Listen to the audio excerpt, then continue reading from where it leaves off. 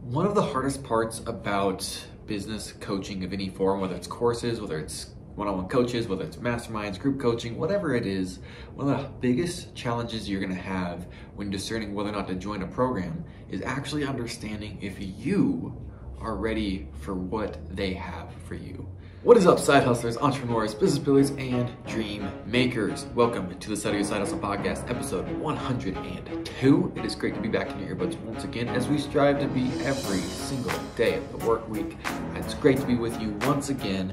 Today, I want to share a story with you, an experience I had that I have labeled throughout my entrepreneurial career as the worst $10,000 that I've ever spent, and some revelations I've had about it. So with that being said, let's get into it. A couple years ago, my business partner and I were on this track where we were just consuming content. We were going through courses, we were going through coaches, masterminds, we were traveling for seminars. We were on this insane intake level that, looking back on it, wasn't really helpful for our business, but it was what we felt that we needed to do at that time to grow. And looking back, most of the investments we made at that time honestly didn't seem worth the investment, and only a couple of them were truly valuable for us. And one in particular, I'm not going to name who it was, by the way. I'm not that kind of person. I'm not going to do that. But one in particular, for me, felt exceptionally bad. It felt like a complete 100% waste of time. And it was the one that on paper looked like the most built out program. They had multiple group coaching sessions every single day. They had a really in-depth e-course curriculum that went along with it. They had the availability to talk one-on-one with a whole slew of coaches in different fields of expertise. The program looked stacked, but when we went through the actual process that they taught, I became convinced that it was a complete and utter waste of time.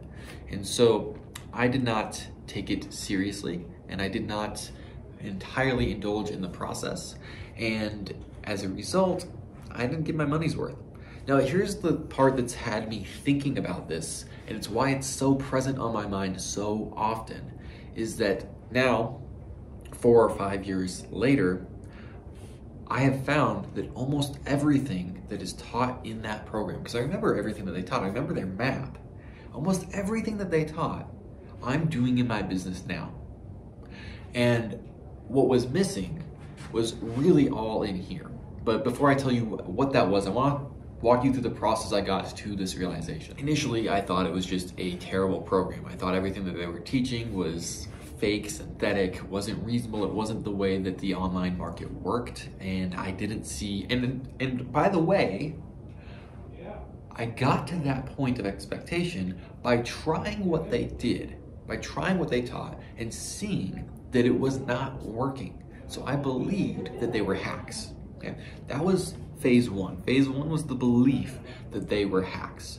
Phase two, once I started seeing success in my business and I started seeing myself replicating different things that they taught, my business partner and I actually just assumed that the actual problem was simply that they missold us, that we were not at a place where we were ready for their program. We assumed, once we realized that we were replicating it, that we needed to be further along in business before we joined their coaching program, and their salesman should have recognized that, and their salesman should not have sold to us.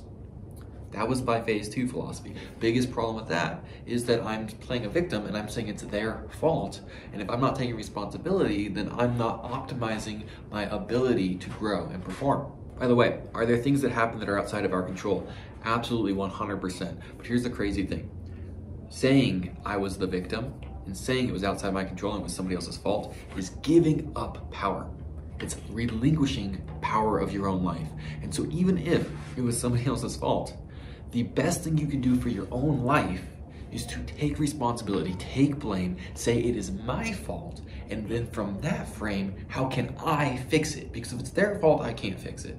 I can't change them. But if it's my fault, I can fix it, I can change, I can grow. It's a much better frame of mind to simply assume it is my fault, not anybody else's ever, whether or not it's true. And that brings us to phase three. Phase three is where I would say I'm at now. It's the realization that I actually had in the last week, starting to connect dots And here's the framework that I'm gonna give you.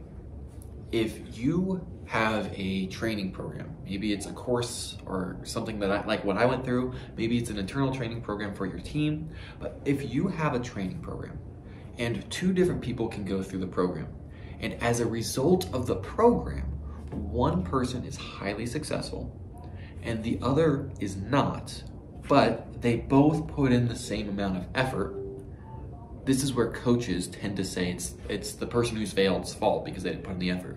I think they're wrong.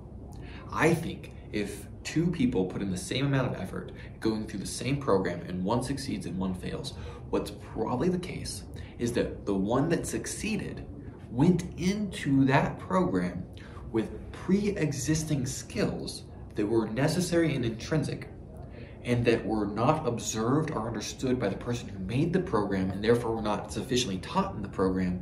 And since the other person didn't have those necessary skills, though they learned all the same material that was necessary to succeed, they didn't learn everything that was necessary to succeed, and the one who didn't succeed was the one who didn't have those pre-existent necessary skills that the program itself is not sufficiently teaching. Let me wrap that up. I just said a whole long sentence. Let me wrap that up. If you get different results out of the same amount of effort through the same course, then it's because there are prerequisite skills the course does not teach. And somebody who has those skills will be successful as a result of the course. But somebody who doesn't have those skills will believe the course is a waste of time. So what I think the actual problem was, for me and my business partner, is that we did not have prerequisite skills that, by the way, I don't blame the salesman anymore, because I don't think that the salesman has the ability to determine in any sufficient amount of time whether or not we have those prerequisite skills. We did not have prerequisite skills that were necessary. So if I were to blame anybody, I would blame the person who made the course initially for not recognizing those prerequisite skills and not clearly walking through them. But foundationally, fundamentally, my business partner and I were right. We should not have joined that program. We did not have necessary prerequisite skills to be successful in it. And that's why, as I started developing those prerequisite skills, I went through my grind in business for years. I started developing the skills necessary to be successful. Then I suddenly found myself doing the same things they taught anyway, because I was finally at a point where I had the foundation necessary to be successful with the strategies that they teach. So here's the lesson for you. If you're trying to determine whether or not you should join a coaching program or buy a course or go through some training of any form, the question you should actually be asking is not what are their success stories. It's not what are their case studies. It's what is their data? What are the stats? What percentage of people succeed going through this? Because that'll tell you how likely you are to have the unspoken, unidentified prerequisites. Because it's really hard to identify most of these. But if they have a high success rate, then it's likely, if the success rate's above 50%, then it's reasonable that you have the necessary prerequisites to be successful in that space.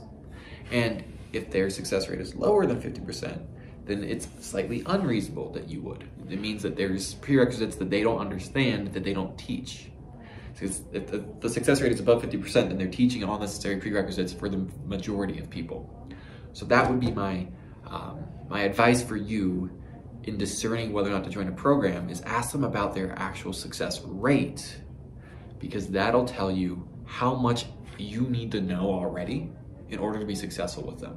And if you don't know it, then you probably won't be successful no matter how good their program is. Anyway, that's what I have for you guys today. Love you so much. I'll be back in your earbuds again soon. God bless.